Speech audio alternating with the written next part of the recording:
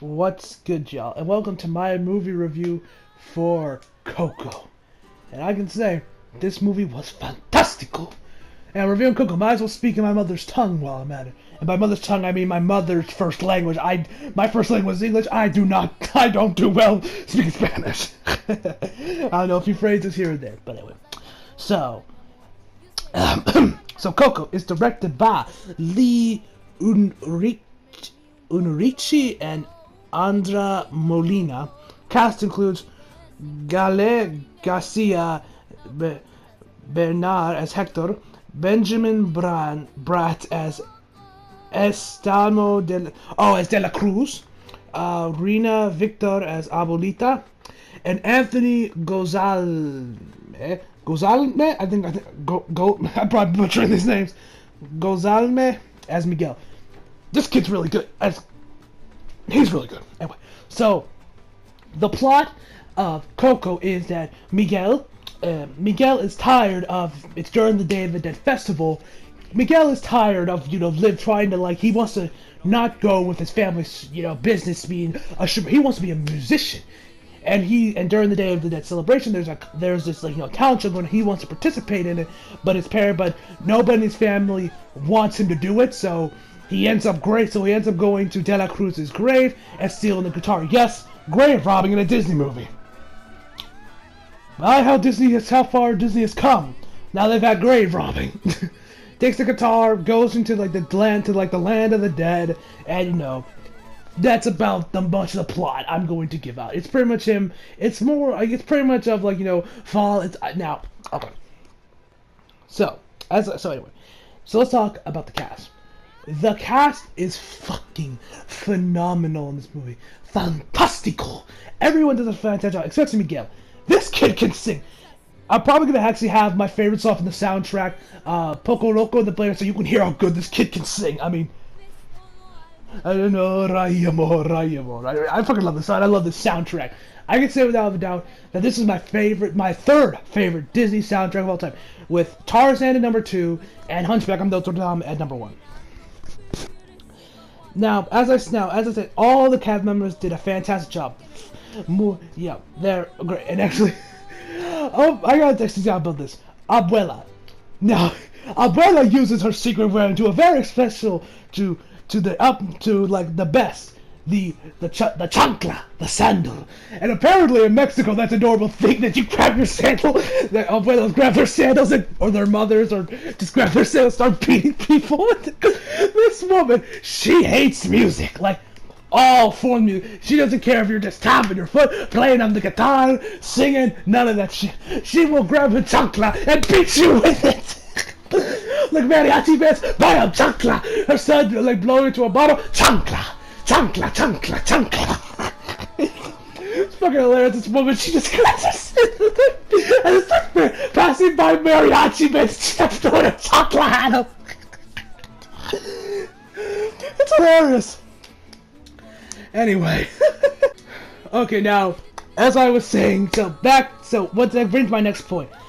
This movie feels very authentic with Hispanic culture, because when I first saw this movie, I thought the Day of the Dead celebration was more or less gonna be the backdrop of this movie with this message of follow your dreams and family is important, like in every single Disney movie, which it does have that message, but the movie was surprisingly really good. And also, this movie's really authentic. As someone that is half Hispanic myself, my mom's from El Salvador, I never had to deal with the wrath of the chancla. But I could definitely, some of the mannerisms I could recognize, the Spanglish and ay dos míos, my mom would use it on me on the occasion. It's really authentic. I was like, oh wow, this is really Hispanic. This is really an authentic Hispanic movie. And actually, the whole cast is Hispanic. You know, because they have Hispanic accents and they speak really well Spanish, and they can go in and out of English and Spanish real quickly. And it's really good. And so yeah. So as I said, the cast did a really fantastic job with the roles. Everyone was great. As terms of flaws I have with this movie, is definitely the third act. It is, without probably the most predictable third act I've ever seen in Disney. Because I've seen my fair share of Disney movies, and when I saw the third act, I predicted everything. I predicted the twist. I predicted, everything. I predicted that. I even predicted the scene where people were gonna cry at. And when it happened, I was just because actually when that scene happened, when people would start crying, I was like, called it. Like I heard kids in front of me, you know, crying. I had people in the back sniffling, like, and I started laughing, like, called it. Now, did I cry this scene? No. I mean, the feels did hit me, but I was nowhere near crying. I mean, this movie was nowhere near getting me to, like, you know, get on the verge of crying. The only things I've done that is like I've said, I think I've said it a couple extra times, but is, you know, Finding Dory and the second to last episode of Assassination Classroom. Seriously, that is the closest I ever got to crying was when I watched those two. Hell, I don't think even Clanad could probably bring me to tears. So yeah, it's like I'm not gonna give away spoilers, but it was very predictable. If you've seen as many Disney movies as I have, you will predict everything in the third act. It is so predictable, so predictable. So yeah, guys, that's like really my only real flaw with this movie. It was definitely that the third act was very predictable. If you've seen as many Disney movies as I have, but this movie still surprised me. Like these Disney movies of besides sequels and Frozen, because you know how much I fucking hated Frozen. They have always shocked me. You know, Zootopia shocked me when they start tackling racism. Inside Out, and you know, shocked me on how good it was. A lot of Disney movies I've seen, Moana shocked me on how that's pretty much what Frozen should have been. All Disney movies have very shocked, and this one too. I thought this was just, you know, be some Disney movie. You're now your average about, like, you know, follow your dreams. Family's important. Well, yes, that is still a part of the movie. It is definitely, it does a really good job, and it makes it, you know, worthwhile. And so yeah, I would highly recommend to you guys, if you're a fan of Disney movies, or you're a fan of, you know, movies with the Day of the Dead in them.